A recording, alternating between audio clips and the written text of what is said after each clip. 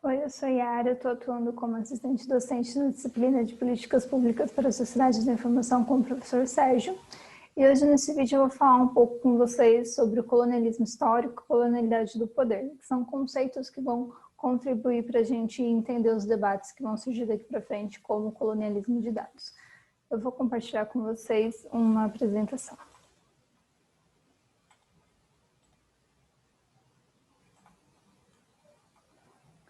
Bom, o colonialismo histórico consiste em um processo que foi encabeçado por algumas nações europeias que tinham um maior desenvolvimento marítimo no século XV, como foi Portugal, Espanha, Inglaterra e Holanda. Nos territórios ocupados, essas nações usaram métodos violentos para a dominação e apropriação do território e também da vida de quem morava nesses locais. Então, houve uma transformação cultural, social, econômica, de linguagem e outros aspectos que foram alterados com a chegada da colonização europeia nesses locais. Nesse processo, o controle incluía tanto as instituições como todo o ordenamento jurídico que era favorável aos interesses do colonizador. Com isso, você teve uma extração de riqueza muito grande e uma dependência financeira do colonizador em relação, aliás, do colonizado em relação ao colonizador. Esse processo de extração de riquezas permitiu que os países envolvidos no colonialismo, eles enriquecessem muito em relação aos outros, o que foi que permitiu a acumulação primitiva, que foi uma das bases para o desenvolvimento do capitalismo e posteriormente o crescimento da manufatura e posteriormente a Revolução Industrial. Então é um processo que dura séculos e que vai influenciar todo o desenvolvimento do capitalismo na Europa nos séculos seguintes também. Eu separei para vocês essa gravura que representa um pouco o que foi o colonialismo no Brasil, que é a Casa Grande e a Senzala, que foi a ordem vigente por alguns séculos. Esse debate vai levar a gente até o imperialismo, que também é um processo de dominação e expansão de alguns países sobre outros, tanto cultural quanto econômico. Esse processo acontece principalmente porque o enriquecimento de algumas nações que viabilizou a Revolução Industrial permitiu um crescimento muito grande da capacidade produtiva desses países. No entanto, os mercados internos não eram capazes de absorver o tamanho da produção. E foi daí que teve uma convergência dos interesses dos Estados nacionais com o capital privado por uma busca por novos mercados consumidores. E esse processo também aconteceu por meio da dominação econômica e cultural. Nesse momento, os principais mercados consumidores que foram, de alguma forma, invadidos foram a África, a Ásia e a Oceania, mas esse processo também aconteceu na América Latina. E nessa fase, os Estados Unidos ele já não era mais uma colônia inglesa, então ele atuou como um país imperialista, para o qual a extração de riquezas dos outros era direcionada. Então você tem novamente um processo de enriquecimento das nações europeias e também dos Estados Unidos. O historiador Eric Hobsbawm vai falar que num determinado período desse processo de expansão imperialista, 25% dos territórios do mundo ficaram ocupados por uma nação imperialista.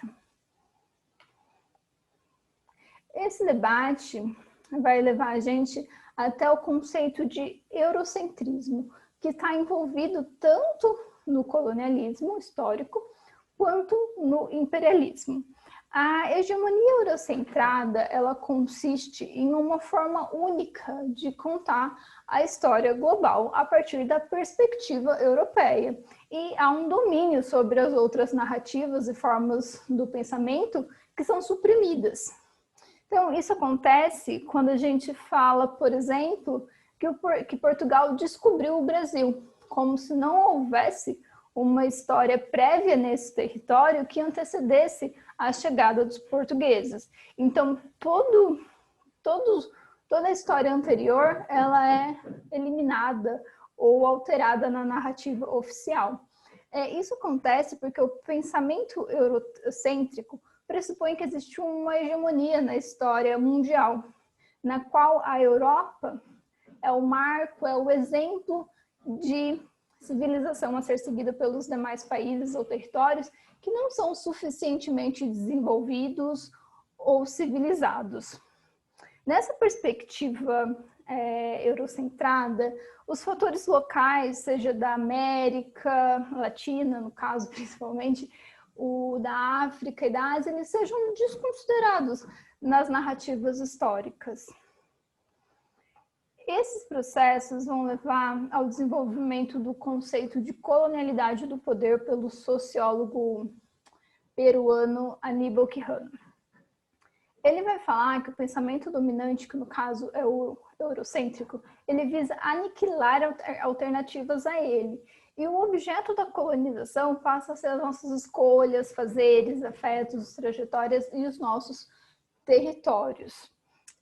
A colonialidade do poder, ela também explica que existe uma imposição racial e étnica que acontece por meio desse pensamento dominante, que pela primeira vez você tem a ideia de que existem alguns povos melhores do que outros povos. Então, isso é perpetuado a partir da colonialidade do poder. Ela consiste basicamente na manutenção do pensamento colonizado, mesmo após a ruptura das relações de dominação oficial.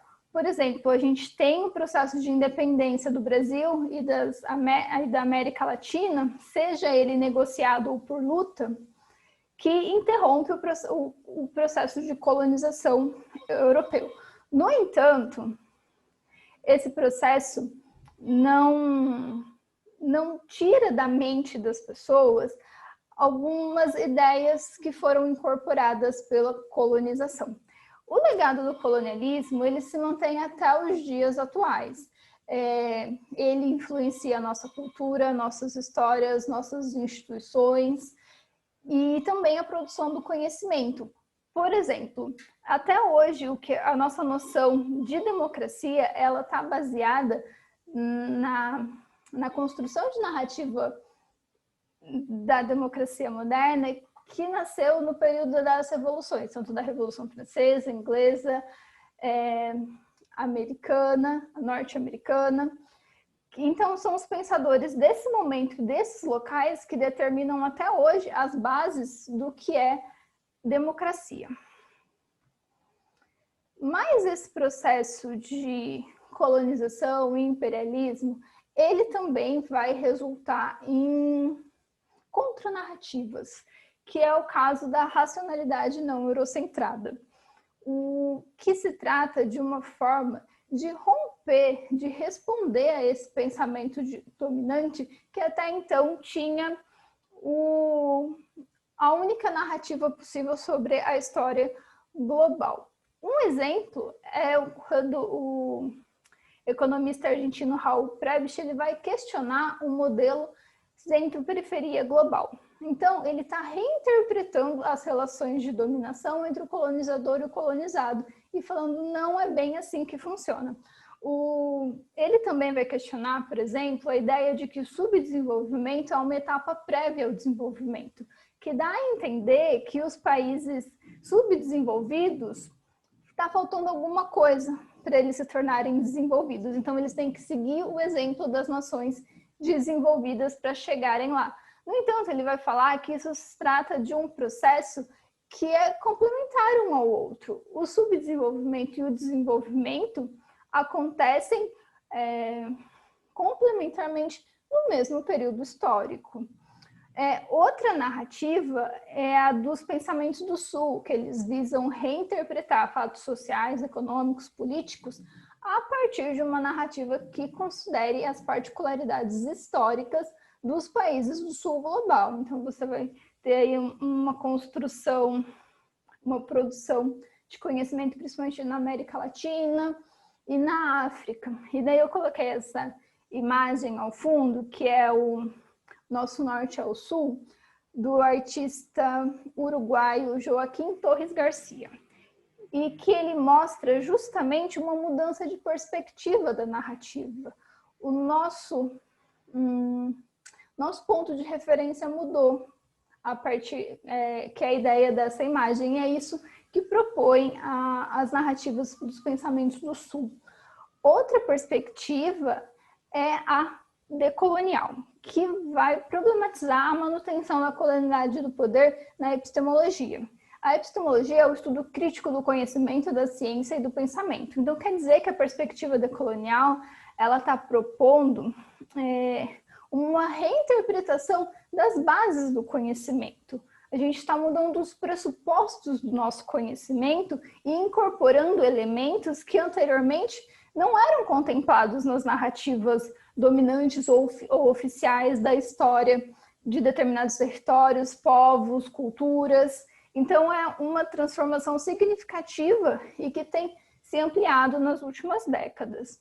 Bom, essa era a minha contribuição com vocês hoje. Eu espero que tenha ficado claro. E se tiver ficado alguma dúvida, a gente vai ter algumas oportunidades para conversar. Obrigada, gente. Eu vou encerrar.